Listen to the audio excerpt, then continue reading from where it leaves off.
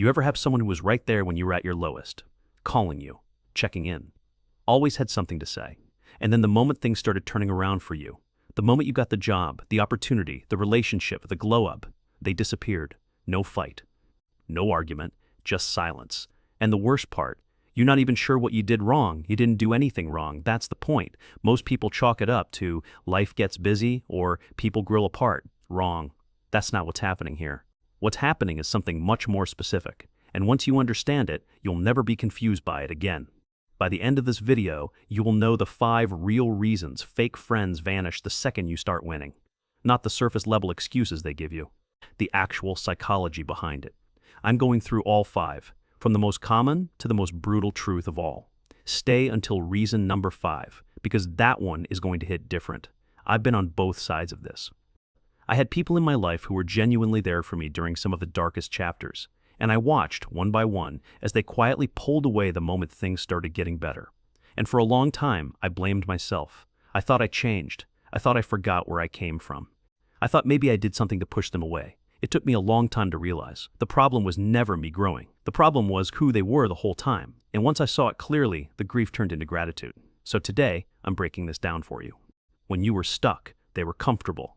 Not because they were happy for you, but because your struggle gave them permission to stay exactly where they were.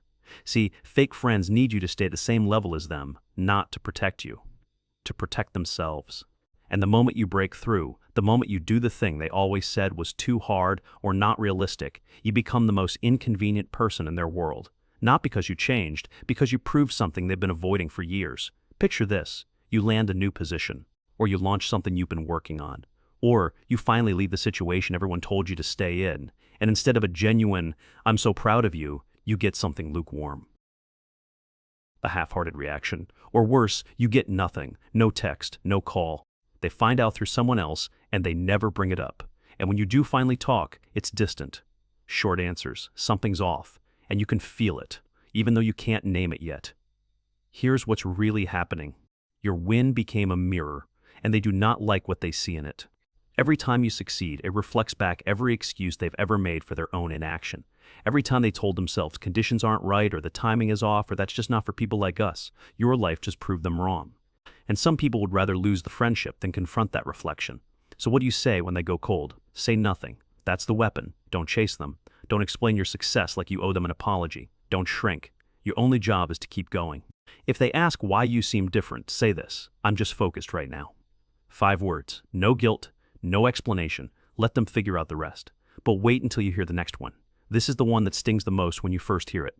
Some people in your life were never bonded to YOU. They were bonded to your struggle. They didn't love you. They loved being needed by you. They loved being the one with advice, resources, and answers when you had none. And the moment you stopped needing them, the relationship lost its entire purpose for them, not for you, for them. Think about it. When you were going through it, this person was always available, always had a story to share about someone they helped, always made sure you knew they were in your corner. And it felt real, it felt genuine. But watch what happened the second you started making your own decisions.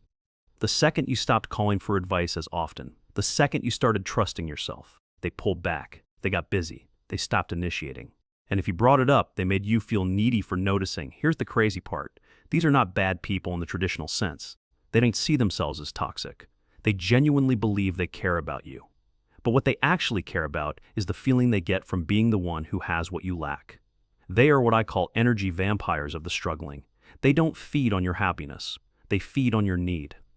The moment you stop being hungry, they lost their meal. So what do? You don't call them out. That just gives them a dramatic exit. Instead, when they try to come back once they notice you pulling away, and they will try, say this: "I'm good, I've got it handled."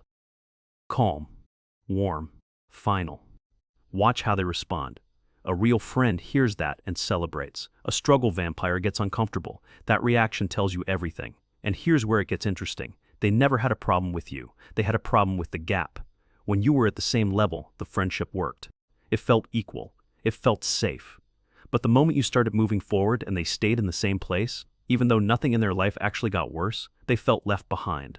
And that feeling, that quiet, invisible jealousy, turned into distance. Not because they hate you, but because being around you started hurting. Imagine this. You and this person used to talk about your dreams together. The the same dreams, same ambitions, same complaints about your situation, and then you decided to actually start. And things started working. And now every time they see you, they see the road not taken.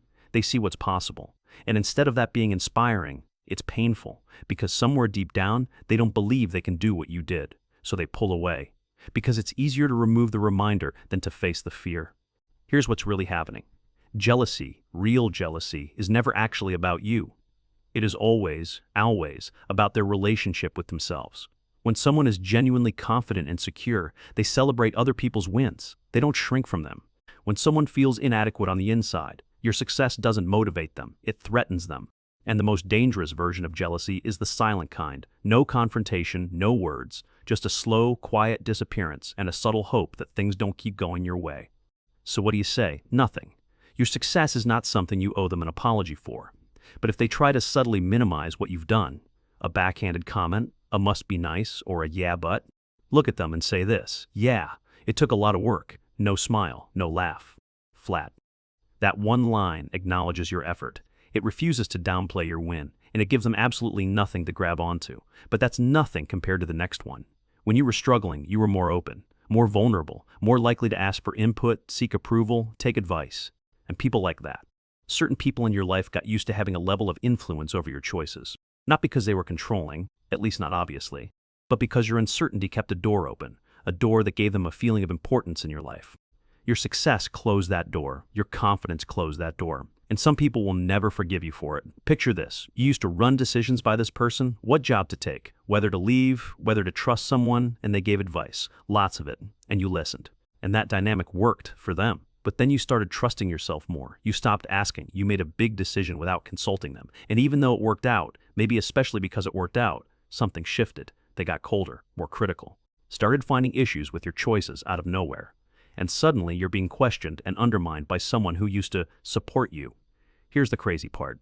This isn't conscious malice in most cases. They don't even realize they're doing it. They just know that the version of you who needs their input made them feel valuable. And the version of you who doesn't need it makes them feel irrelevant. Your growth didn't just change you, it changed the role they played. And they don't know who they are in your story anymore. So they start rewriting it. So what do you say? When they start undermining your decisions or questioning your confidence, don't defend yourself. Just say, I hear you, I'm moving forward anyway. That's it. You didn't dismiss them, you didn't fight. But you made it clear, their approval is no longer the checkpoint. You've already moved on without it. And if you thought that was something, you have no idea what's coming next. This is the one that will sit with you. This is the truth that hurts. Not every person who called themselves your friend was cheering for you to win. Some of them were watching to see if you'd fail. Not because they're monsters, but because your failure would have made them feel better about choosing comfort over courage. Your failure would have confirmed everything they told themselves about why playing it safe was the right call. And now that you're winning, now that you actually did it, they have nothing, no confirmation, no relief, just the uncomfortable reality that they could have chosen differently. And they didn't. Picture this. There's someone in your life who seemed supportive, said all the right things. Go for it. You've got this. I believe in you. But every time something went wrong, there was this subtle energy, not devastation, relief. A small, almost invisible relaxation in their face when you hit an obstacle. A little too much enthusiasm for the setbacks. A little too much curiosity about what went wrong. And when things started going right, that enthusiasm went quiet. The check-ins stopped. The energy shifted. And the friendship that seemed so solid during the struggle quietly dissolved the moment the struggle ended. Here's what's really happening. This person was never truly in your corner. They were a secret spectator, watching the game, hoping for a specific outcome, and not the one you wanted. This is the most hidden, most dangerous kind of fake friend, because they never said anything wrong. They never did anything obviously bad, but the silent, consistent hope for your failure was always there. And your success didn't just disappoint them, it exposed them to themselves. And they cannot stay close to the mirror you become. So what do? Nothing dramatic, no confrontation, no speech. You let them leave. And if they ever try to come back once the dust settles, once they've seen that your success isn't temporary, once they want back into your story now that it's going well, you simply say, I appreciate that, but I'm very selective about my circle now. Calm, warm, unbreakable. You're not angry. You're just done. Boom. Here's what nobody tells you about losing fake friends when you rise. You're supposed to grieve it. You're supposed to feel the sting. Because these weren't strangers. These were people you trusted, people you called, people you sat with during your worst nights. And losing them hurts, even when they were never really yours to begin with. But here's the real truth behind all of this. Every single one of these 5 reasons has the same root: fear, their fear, not yours. Your success didn't change who you were to them. It revealed who they were to themselves. The mirror, the comparison, the lost control, the secret spectating, all of it, fear dressed up as friendship. And the people who were genuinely for you, they're still there, maybe quieter, maybe fewer, but still there. And that small group is worth more than 100 people who only stayed because you were small. But here's the plot twist: the same people who disappeared when you started winning, they will be the first ones to come back when the winning becomes undeniable, when the success is public, when the proof is everywhere. And by then, and this is the best part, you won't want them back, not because you're bitter, but because you'll have built something real. Real connections, real energy, real people who were there before the proof, and the ones who left. They'll be asking to rejoin a story they didn't believe in when it was still being written. You don't lose people when you start winning. You lose the ones who are only there because you were losing. That's not a loss, that's a filter. And the cleaner your circle, the clearer your path. Pick one of these 5 reasons. Just one. The one that describes someone specific in your life. Sit with it this week. You don't have to do anything dramatic. Just stop shrinking to keep them comfortable. Then come back and tell me in the comments which one of these hit the hardest for you. Which one made you think of someone immediately? I genuinely want to hear it. And if this helped you see something you've been feeling but couldn't name, hit that subscribe button. One click. That's all. At the end of next week's video, I'll be giving a shout out to one subscriber. It could be you. Now go out there and protect your peace. Nobody else will do it for you.